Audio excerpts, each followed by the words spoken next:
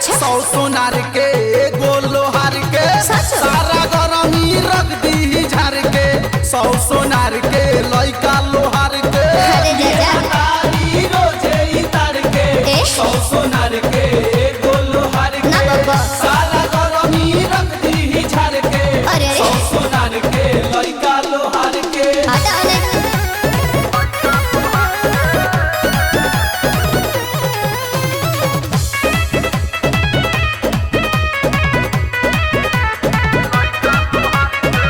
एहो रसीली बारू रस के खजाना का? बानी कुआर हमर बन जा तू जनाना अरे जाना बोला एहो रसीली बारू रस के खजाना बानी कुआर हमर बन जा तू जनाना बोला तार बढ़ बोली बोली नाई तोहरा से चोली झेल पैबो न चल जाई बहार के सारा गरमी रख दी झार के सारा गरमी रख दी झार के 100 सोनार के गोल लोहार के सारा गरमी रख दी झार के 100 सोनार के लइका लोहार के मिला तारी रोजे ही तार के 100 सोनार के गोल लोहार के सारा गरमी रख दी झार के 100 सोनार के लइका लोहार के अरे वो तो दिखते बने